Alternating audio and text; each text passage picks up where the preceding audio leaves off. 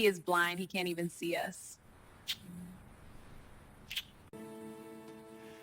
Babe!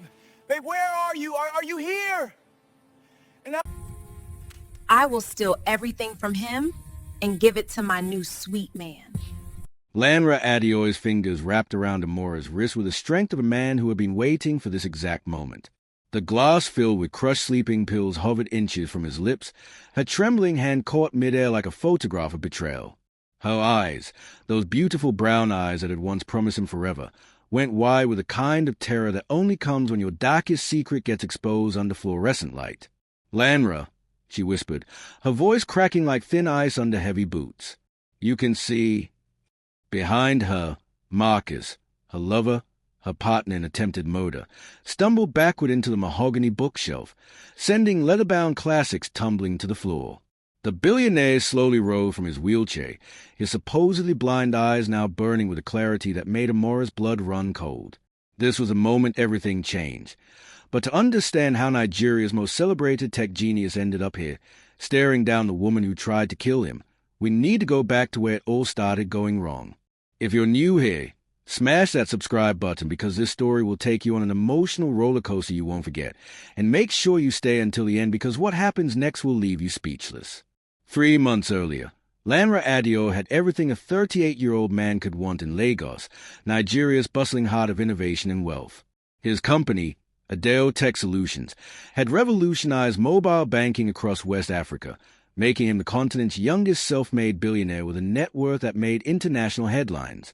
His penthouse in Ikoyi overlooked the Atlantic Ocean, his garage held 6 luxury cars, and his calendar stayed packed with meetings, galas, and investment opportunities.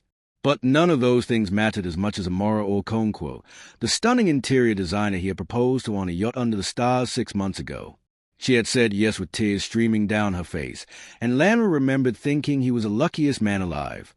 His mother had warned him that Amora seemed more interested in his bank account than his heart, but Lanra dismissed it as typical maternal overprotection. Love made him blind long before he ever pretended to be. The night that changed everything started like any other Thursday evening in Lagos. Lanra was driving back from a late meeting in Victoria Island, his driver having the night off, when 2 motorcycles boxed in his Mercedes on a quiet street near Falomo Bridge. 4 men in black masks surrounded the car, one smashing the driver's window with a tire iron while another pointed a gun at his head through the windshield. "Come out now, now," the gunman shouted in pidgin English, his finger twitching on the trigger. Lanra's heart hammered against his ribs as he raised his hand slowly, his mind racing through survival scenarios. They dragged him from the car, threw him to the hot asphalt, and one of them kicked him hard in the ribs twice before another pulled him back. "Wait, wait! I know this one," a shorter man said, yanking off Lanra's Rolex. "N.A. that billionaire boy. We go collect plenty money today." The robbery lasted 7 minutes, but felt like 7 hours, and when they finally sped away on their motorcycles with his watch, wallet, and phone, Lanra lay on the ground wondering if Amora would even notice he was late for dinner. But something felt wrong about that robbery from the moment Lanra replayed it in his mind at the hospital later that night. The men had been too organized, too informed about his route, and one of them had hesitated before taking his wedding ring, as if instructed not to. The police wrote it off as random street crime, common enough in Lagos despite increased security, but Lanra's instincts, the same instincts that had built his empire from nothing, screamed that this was personal.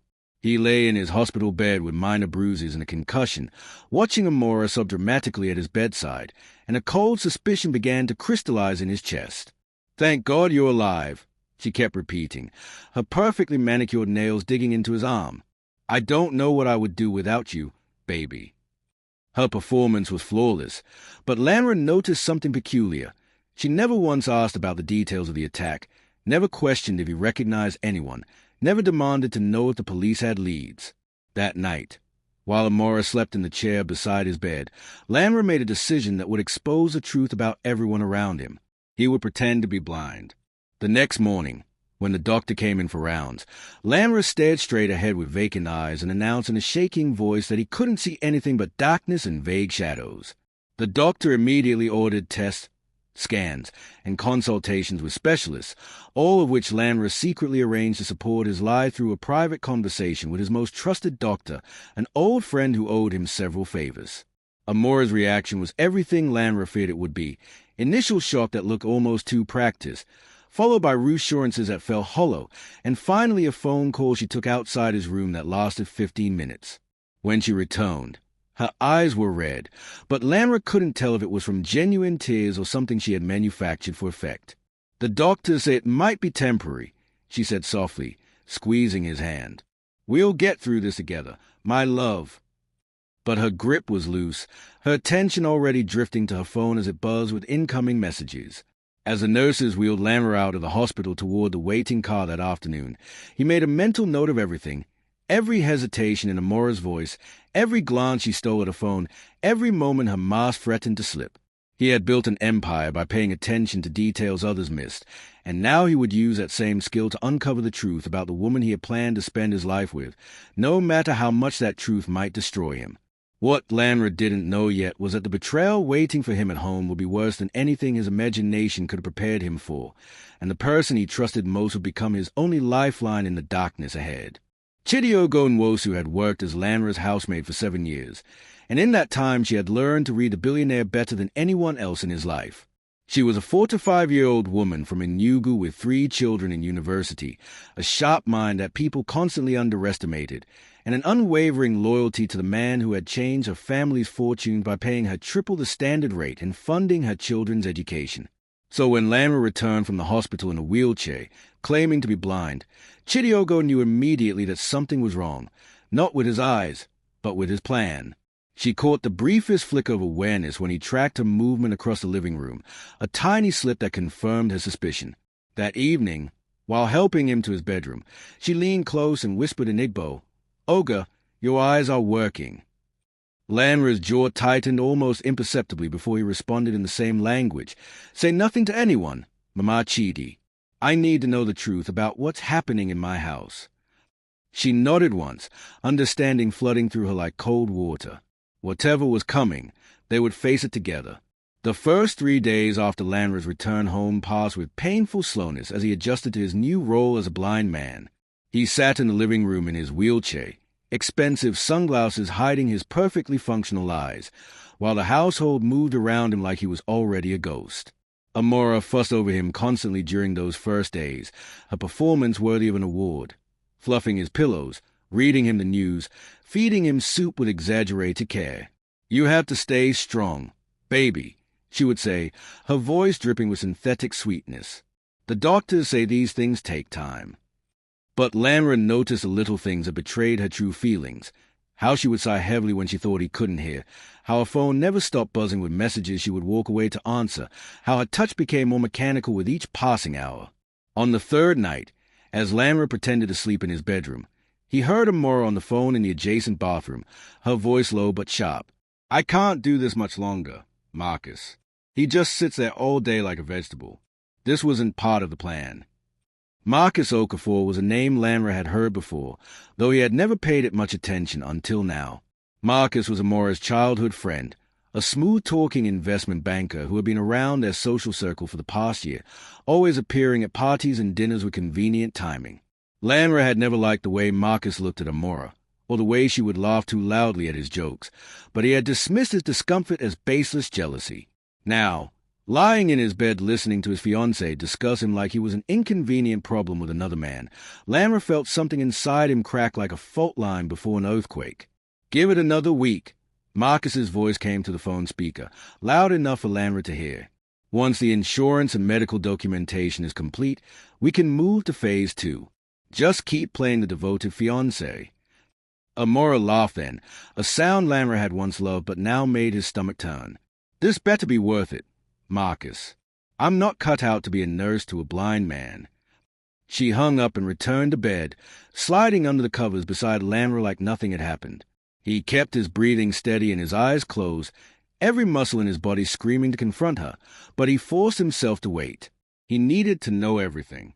Chidiogo became Lanra's eyes and ears throughout the house, reporting everything she witnessed with the detailed precision of a trained observer.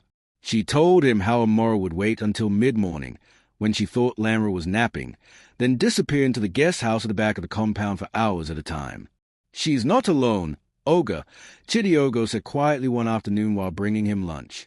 "That Marcus man has been coming through the back gate.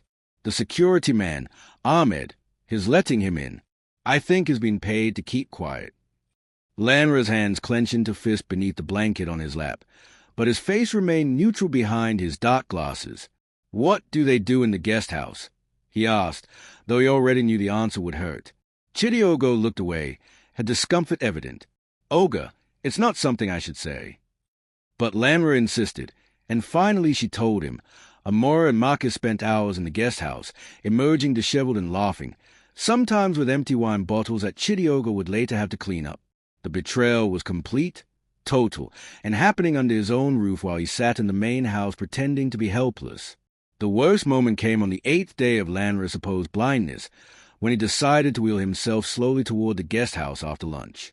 Amora had told him she was going to her studio to work on design projects, but Chidiogo had informed him that Marcus's car was parked in the back. Lanra moved his wheelchair across the compound slowly, carefully, his heart pounding with equal parts rage and heartbreak. When he reached the guest house window, slightly ajar, he heard them clearly, Amora's laughter, Marcus's deep voice, and then words that would haunt Lanra forever. "How long do we have to keep this up?" Amora asked between kisses that Lanra could hear in the wet sounds that made him want to vomit. "Until you're Mrs. Adio legally, baby," Marcus replied. "Once you're married, he has that accident we've been planning, and everything becomes yours. Then ours." Amora giggled like they were discussing vacation plans rather than murder. "You're terrible, Marcus. But I like it. Good. I can't believe I almost married that boring tech nerd for real. At least now he can't see what a fool he's been." Their laughter echoed through the window as Lanra silently wheeled himself back to the main house, tears streaming down his face behind his dark glasses, his entire world reduced ashes. That night, Lanra sat alone in his study with the lights off, no longer needing to pretend to be blind since everyone assumed he was sleeping. He poured himself a whiskey with shaking hands and stared at Amora's picture on his desk, trying to remember when the woman he loved had become someone capable of planning his murder. Was it always there, hiding beneath the beautiful smile and sweet words, or had his money corrupted her slowly over time? The question spiraled through his mind until Chidiogo knocked softly and entered without waiting for permission, her face etched with worry. "Olga, you need to stop this now," she pleaded. "Tell the police. Send her away. This is too dangerous." But Lanra shook his head slowly, his decision already made. "Not yet, Mama Chidi. I need evidence. I need the world to see who she really is. And I need to know if anyone else in my life is part of this." He looked up at his loyal housemaid with eyes full of pain and determination. "Help me watch everything. Record everything. When I finally take off these glasses and show everyone the truth, I want there to be no doubt about what kind of person Amora Okonkwo really is." Chidiogo nodded reluctantly, and as she left the study, Lanra picked up his phone to make a call to his head of security, a former police detective who specialized in investigations. The game was far from over, and Lanra Adio was about to show his fiancée that blind didn't mean helpless. Lanra's head of security, Ibrahim Musa, sat across from him in the study at 2 a.m. with a folder full of photographs and documents that made the billionaire's stomach turn with each page. "Mr. Adio, I'm sorry to tell you this, but the rabbit hole goes deeper than just your fiancée and her lover," Ibrahim said grimly, spreading surveillance photos across the desk like cards in a deadly poker game. There was Marcus entering the compound through the back gate at least 15 times over the past month, Amora meeting with a lawyer who specialized in inheritance law, bank statements showing thousands of dollars being transferred from Lanra's household accounts to offshore accounts in Amora's name, and worst of all, photograph of Ahmed, the security guard, handing Marcus a folder marked confidential that contained copies of Lanra's medical records, insurance policies, and will. The robbery hadn't been random street crime at all. It had been the opening move in an elaborate plan to either kill Lanra or make him vulnerable enough to be controlled. They've been planning this for at least 6 months, Ibrahim continued, his voice tight with anger. "Maybe longer. Miss Okonkwo started a relationship with Marcus 2 years ago, before she even met you at that charity gala." The revelation hit Lanra like a physical blow, knocking the air from his lungs and making the room spin despite his vision being perfectly clear. Their entire relationship had been a lie from the very beginning. Every smile, every kiss, every whispered, "I love you," had been a performance designed to position Amara close enough to his fortune to take everything. The engagement ring. Lanra asked hollowly. $200,000, Ibrahim confirmed. She tried to get it appraised 3 weeks after you proposed.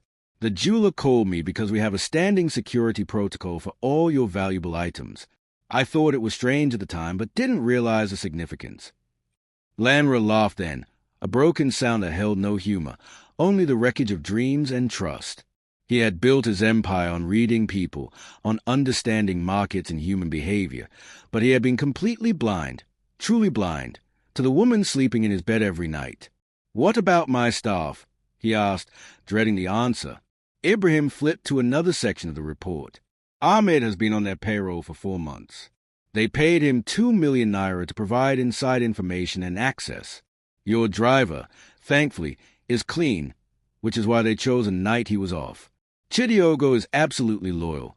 She's been trying to protect you. But there's one more person involved that you need to know about.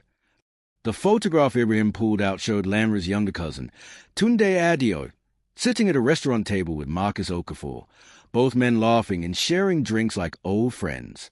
Tunde was 32, charming, perpetually broke despite multiple business ventures that Lanra had funded over the years, and someone Lanra had trusted completely as family. Tunde introduced Marcus to Amara, Ibrahim explained, his voice careful as he watched Lanra process this additional betrayal. His getting a cut of whatever they planned to inherit. We have audio recordings of him discussing the timeline with Marcus, talking about how to keep you distracted during the setup phase of their plan. He suggested the engagement, actually told Marcus that if Amara could become your fiancée, she'd be in perfect position for everything they had planned. Lanra closed his eyes behind his dark glasses, feeling the weight of betrayal multiplying with each revelation.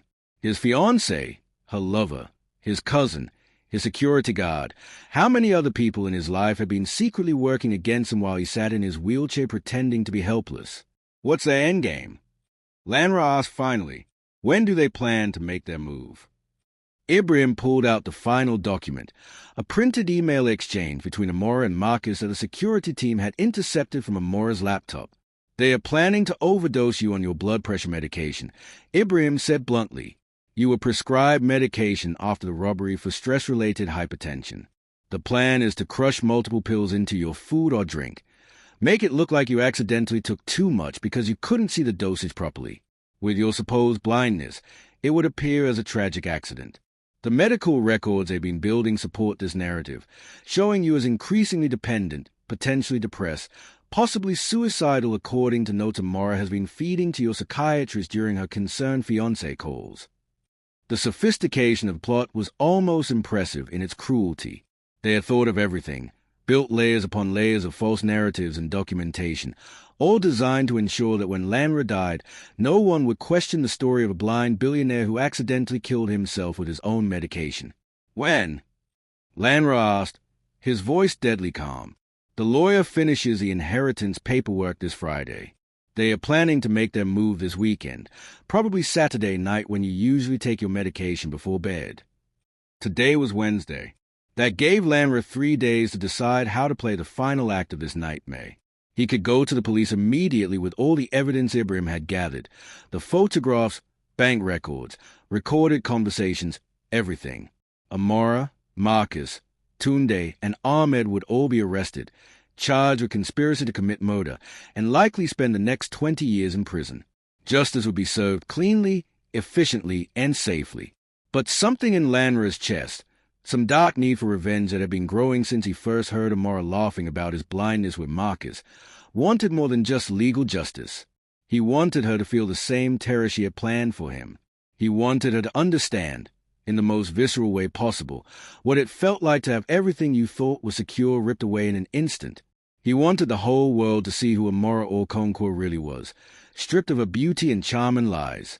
Ibrahim, I need you to do something for me, Lanra said slowly, a plan forming in his mind that was risky but would deliver the public destruction Amara deserved.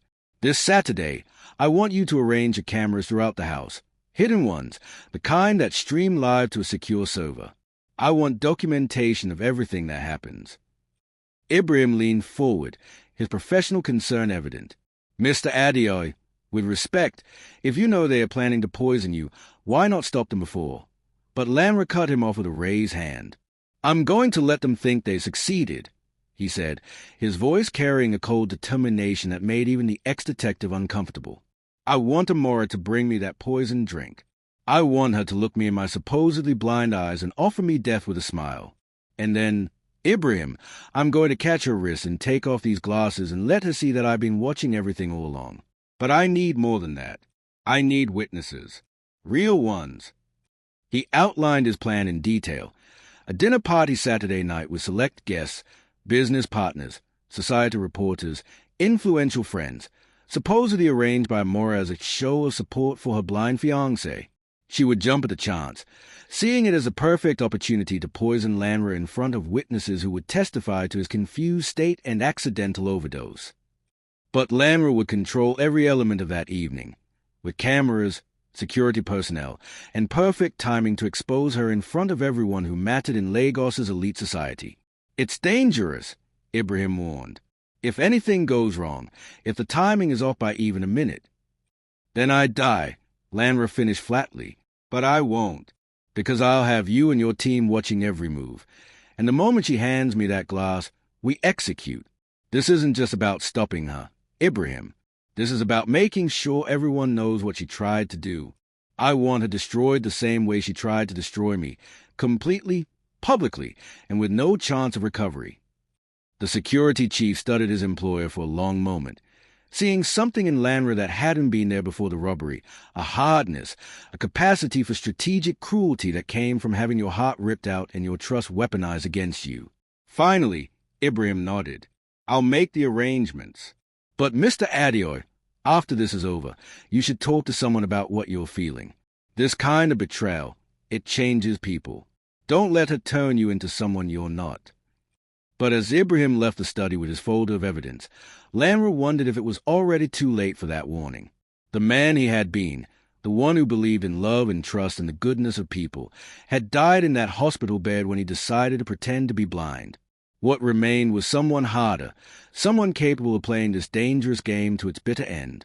The next morning, Lanra wheeled himself into the breakfast room where Amora sat scrolling through her phone, barely acknowledging his presence. Amora, my love, he said softly, his voice carrying just the right note of vulnerable dependence. I've been thinking about what the doctors said, about how I need to stay positive and maintain social connections. Would you consider organizing a dinner party this Saturday? Something small, intimate, just close friends and business associates.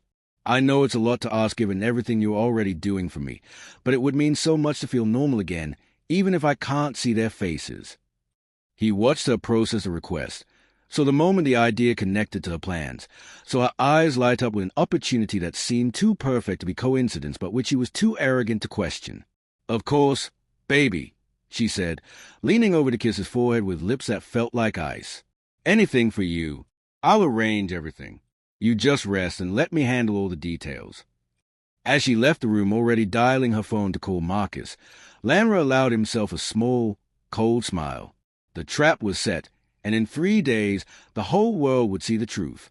But what Lanra didn't know yet was that Amora had one more betrayal planned, one that would test whether revenge was worth more than his own humanity. Make sure you're subscribed because the next chapter is where everything explodes in the most dramatic way possible. Saturday evening arrived with a kind of perfect Lagos weather that made the city's chaos almost beautiful. Warm breeze, clear sky, and the distant sound of ocean waves from the nearby coast. The Adeoye mansion sparkled with preparations as Amora orchestrated the dinner party with impressive efficiency, directing caterers and decorators like she actually cared about making Lanra feel celebrated rather than planning his murder under the guise of gathering sympathetic witnesses. Lanra sat in his wheelchair in the living room, sunglasses firmly in place, listening to Amora bark orders of the staff while occasionally stopping to touch his shoulder and ask in her sweetest voice if he needed anything. "You're amazing," he told her, injecting genuine emotion into the lie. "I don't know what I'd do without you." Her smile in return was radiant and utterly false, and Lanra wondered how he had ever believed anything about this woman was real. Upstairs, hidden in the walls and corners of every room, Ibrahim's team had installed 17 high-definition cameras, all streaming live to a secure server and to several monitors in Ibrahim's surveillance van parked 2 blocks away. Every moment of this evening would be documented in crystal clarity. The guests began arriving at 7 o'clock. Business partners from Adeo Tech Solutions, society reporters who covered Lagos's elite social scene, influential friends from the tech and investment communities, and even Tunde, who embraced Lanra with fake concern while asking loudly how his poor cousin was managing his disability. "We're all here for you, blood," Tunde said, his voice carrying across the room. "Family takes care of family. You know that." Lanra gripped his cousin's hand tightly enough to make Tunde wince slightly, savoring the irony of those words coming from someone actively conspiring in his murder. Marcus Okafor arrived fashionably late, playing his role as a concerned friend rather than Amora's lover, shaking Lanra's hand with sympathy before joining Amora in the dining room to help with final preparations. Through his supposedly blind eyes, Lanra watched them exchange loaded glances and subtle touches, their confidence in their plan evident in every casual interaction.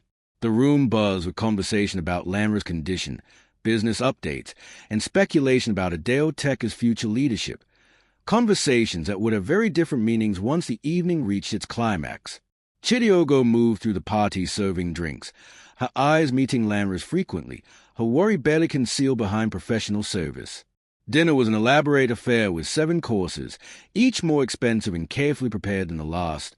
Pepper soup with goat meat, jollof rice with grilled sea bass, suya skewers, fried plantains, and vegetable salads that probably cost more per plate than most Lagos families spend on groceries in a month.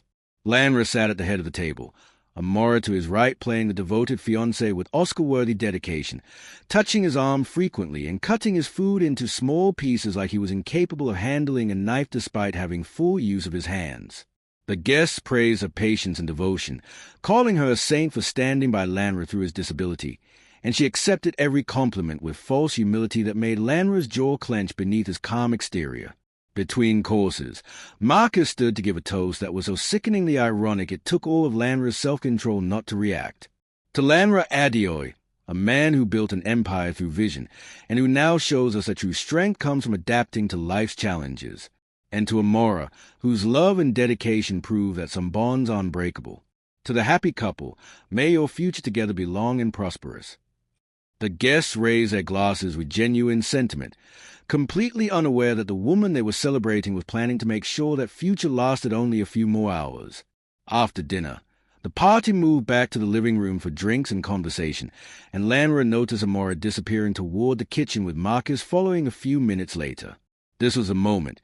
He could feel it in the sudden tension that crept up his spine and made his heart race despite years of maintaining composure in high-pressure business negotiations. Through his earpiece, connected to Ibrahim's team outside, Lanra heard the security chief's voice. "We have visual in the kitchen. Subject 1 is crushing pills into a glass. Subject 2 is keeping watch at the door. Looks like approximately 8 to 10 tablets. Sigh. That's a lethal dose 3 times over." Lanra's hands gripped the armrest of his wheelchair as he heard Amora and Marcus's hushed conversation through the surveillance feed. "You're sure about this?" Marcus asked, sounding nervous for the first time. "It's too late to back out now," Amora hissed. "We do this tonight, or we lose everything. He's been more alert lately, asking questions. We can't risk him getting suspicious." She stirred the crushed medication into what looked like Lanra's nightly herbal tea, the same drink he had every evening at 9:30, a detail she had observed and weaponized with chilling calculation. Amora emerged from the kitchen carrying a tray with Lanra's tea and several other drinks for guests, her smile bright and her hands perfectly steady despite the poison she carried toward her fiancé. She distributed drinks to various guests first, playing the perfect hostess, before finally approaching Lanra with his distinctive mug, the one with "World's Best Boss" printed on it, a gift from his employees that now felt like a cruel joke. "Your tea, baby," she said softly, leaning down to press a kiss to his temple while the room watched this touching moment of caretaker devotion. "I made it just how you like it, with honey and lemon." She pressed the warm mug into Lanra's hands, her fingers lingering on his in what anyone watching would interpret as tenderness, but which Lanra recognized as her ensuring he actually took hold of the murder weapon she was offering.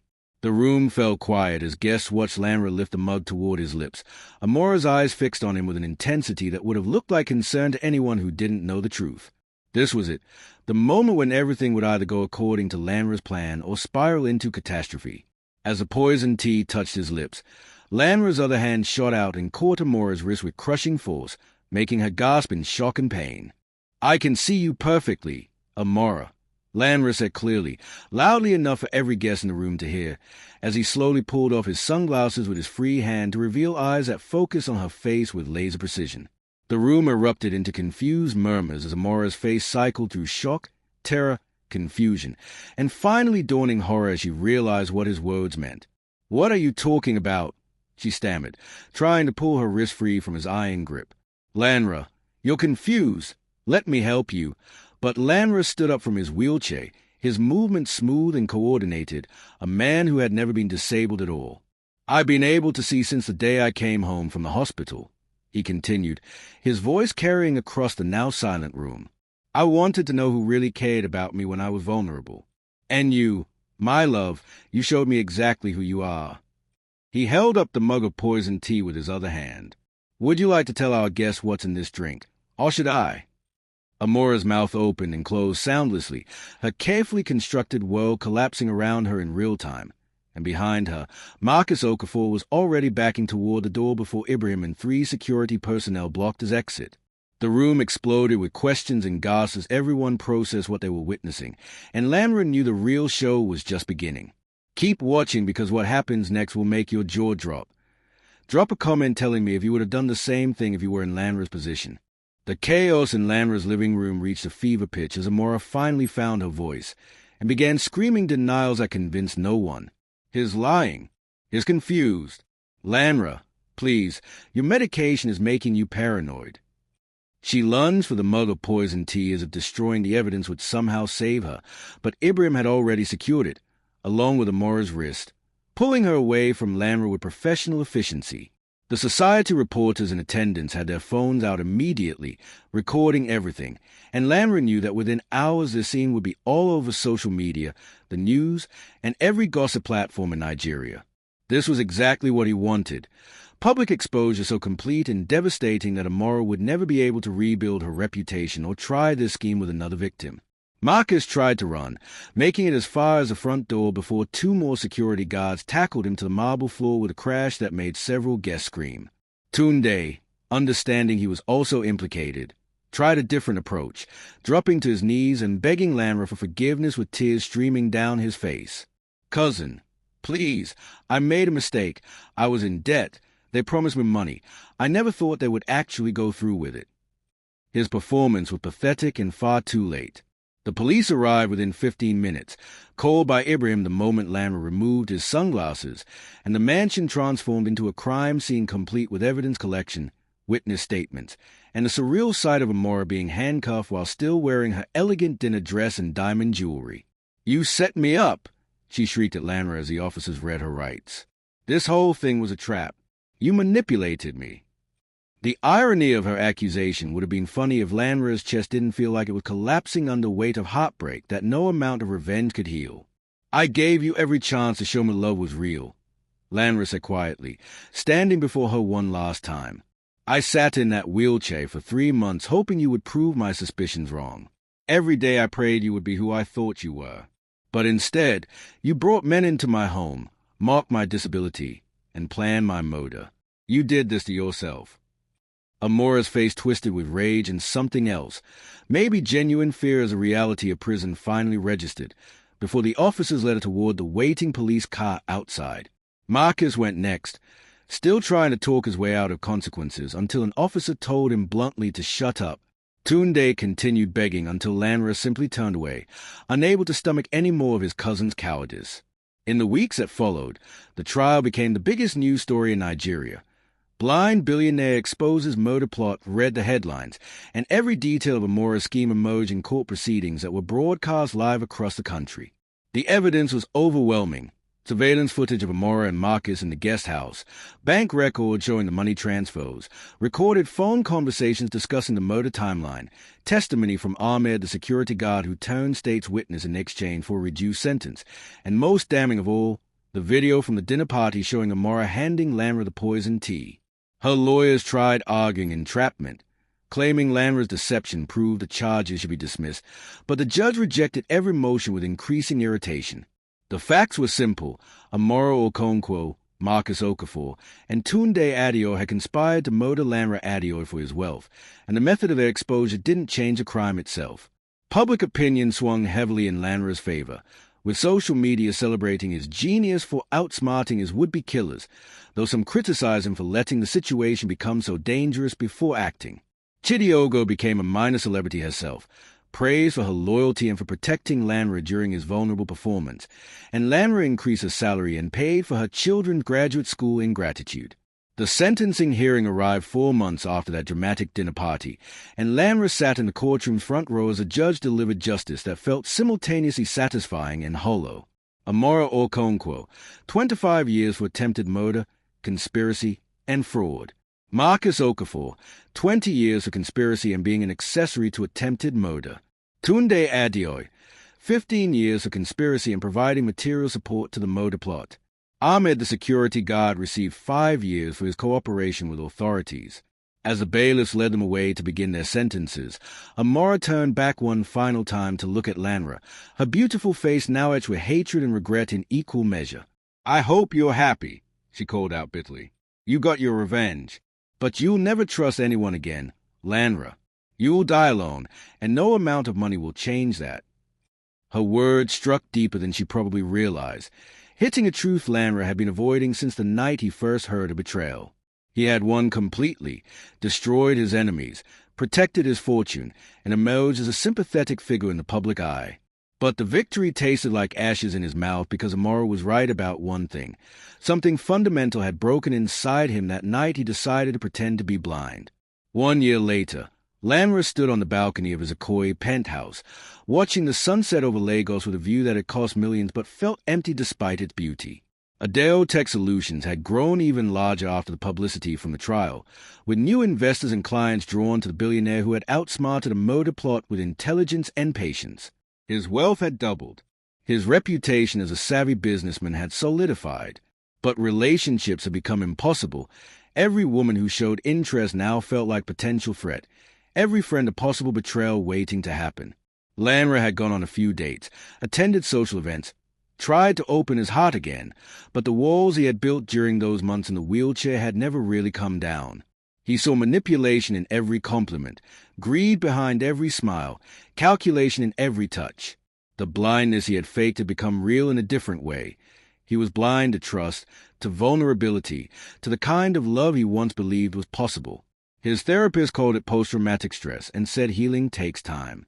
His mother said he needed to forgive and move forward before bitterness consumed him. But Lanra didn't know how to do either of those things. Then Chidiogo knocked on the balcony door, her timing impeccable as always, and entered with her characteristic directness. "Olga, you cannot live like this forever," she said without preamble, standing beside him at the railing.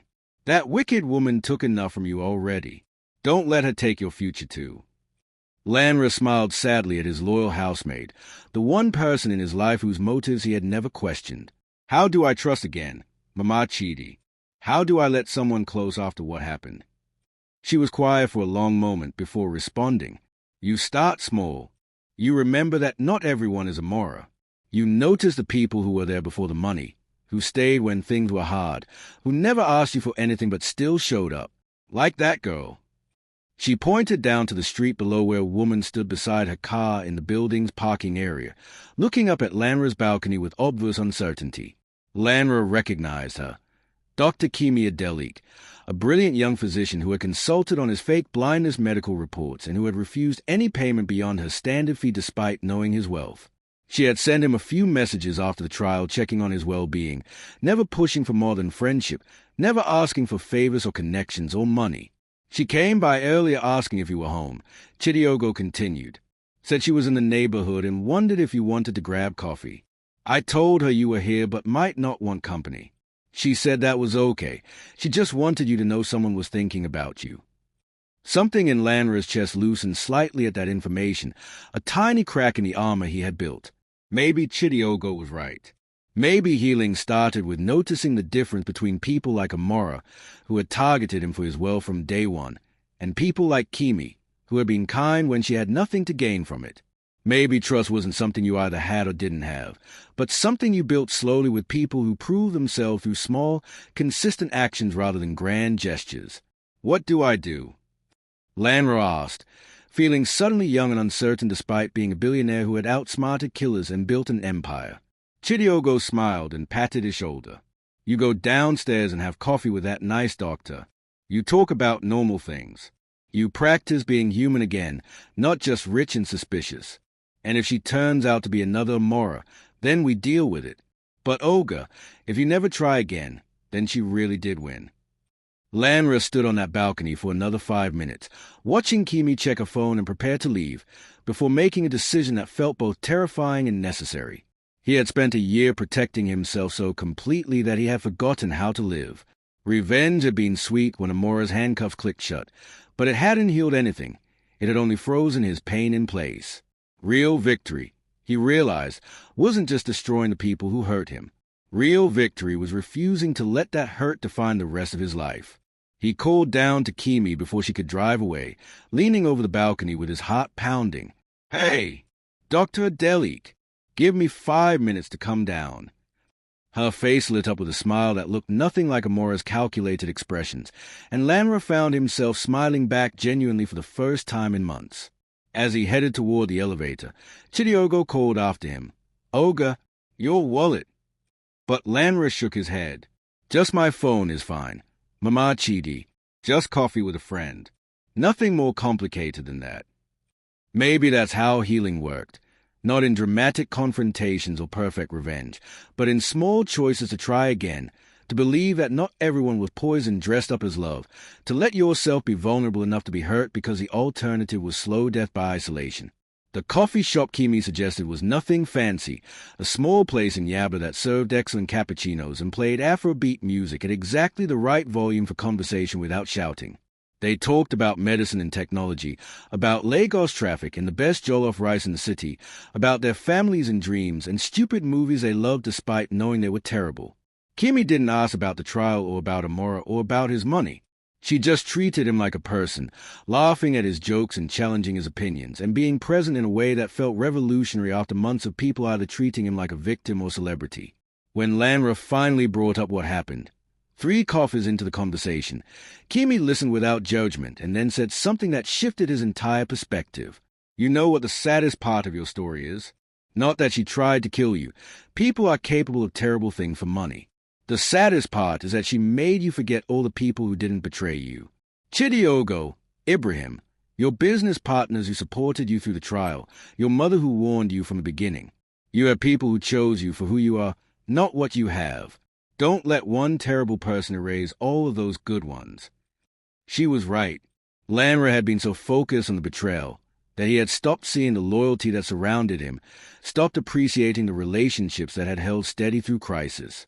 They talked until the coffee shop closed and then walked through the cooling evening air, just 2 people enjoying each other's company without agendas or schemes or poison in teacups. When Kimi dropped Lanra back at his building, he surprised himself by asking if she would like to do this again next week. I'd like that, she said, and there was no calculation in her voice, no hidden meaning, just simple honesty. But Lanra, I need you to know something. I'm not interested in your money. I make enough to support myself. I'm not looking for a billionaire to rescue me or fund my lifestyle. I'm interested in getting to know the person behind all those headlines and that bank account. Can you believe that's possible? Lanra was silent for a moment, genuinely considering the question. Could he believe it was possible? 6 months ago, the answer would have been an immediate no. But standing here after an evening of genuine conversation with someone who had asked nothing of him except his time and attention, maybe the answer was yes. Maybe not complete trust, that would take time to rebuild, but belief in the possibility of trust. That seemed like enough to start with. As Lanra rode the elevator back up to his penthouse that night, he realized something important. Revenge hadn't been the end of his story with Amora. just the end of that particular chapter. The real ending will be written in how he chose to move forward, whether he would let her betrayal permanently poison his capacity for connection, or whether he would do the harder thing and learn to trust again, carefully and selectively, with people who earned it through consistent integrity rather than dramatic promises. Amora was in prison where she belonged, Marcus and Tunde right alongside her, and they would stay there for decades. But Lanra was free, and freedom meant choosing life over fear, openness over isolation, hope over permanent suspicion. When he walked into his penthouse, Chidiogo was waiting with her knowing smile. "How was the coffee, Oga?" she asked innocently. Lanra laughed and hugged his loyal housemaid, feeling something that had been frozen in his chest for a year finally start to thaw. "It was good, Mama Chidi. Really good. I think I might need to go shopping for some normal person clothes, though. Can't keep showing up to casual coffee dates in $3,000 suits." Chidiogo laughed with genuine delight. "Now you're thinking straight. That's my Oga. Welcome back to the world." 2 years after that dramatic dinner party, Lanra stood once again on his balcony overlooking Lagos, but this time he wasn't alone. Kimi stood beside him, her hand in his, both of them watching the city lights flicker to life as evening descended. They had taken things slowly, months of coffee date before a first kiss, a year of relationship building before she agreed to move in, countless conversations about trust and vulnerability and what it meant to love someone with Lanra's history. She had met his family, worked alongside him on charitable projects, and proven through 1,000 small actions that her interest in him had nothing to do with his bank account and everything to do with who he was as a person. They weren't engaged yet. Lanra needed more time before he could face a particular commitment again, but they were building something real, something honest, something that wasn't haunted by the ghost of Mora's betrayal. "What are you thinking about?" Kimi asked softly, reading his contemplative mood. Lanra squeezed her hand and smiled. "I'm thinking that she was wrong. Amora said I would die alone and never trust anyone again. But she didn't account for the fact that I'm stubborn as hell and refuse to let her have the last word in my story." Kimi laughed and kissed his cheek. "That's my billionaire, competitive even with his own trauma." They stood together in comfortable silence, and Lanra realized this was what healing looked like, not the dramatic courtroom victory or the satisfying revenge or the headline celebrating his intelligence. Healing looked like quiet evenings with someone who saw past your wealth and scars to the person underneath. It looked like learning to trust again without being naive, to protect yourself without building walls so high nobody could reach you, to remember that one person's betrayal didn't define all people's capacity for love. Somewhere across the city, Amora was in prison counting down 25 years of consequences for her choices. Lanra had won completely, kept his life, his fortune, his dignity, and exposed her true nature to the world. But the real victory wasn't in her downfall. The real victory was standing here 2 years later, healed enough to love again, wise enough to see the difference between authentic connection and calculated manipulation, strong enough to be vulnerable with someone who had earned his trust. The billionaire who pretended to be blind had finally learned to see clearly, not just with his eyes, but with his heart. If you made it to the end of this incredible story, drop a comment telling me what you would have done in Lanra's situation. Would you have gone straight to the police or played the long game like he did? And don't forget to hit that subscribe button and turn on notifications so you never miss our next story, because we have some absolutely insane tales coming up next week that you won't want to miss. Thanks for watching. And remember, sometimes the people closest to you need to be watched the most carefully, but don't let that stop you from finding the ones worth trusting. See you in the next one.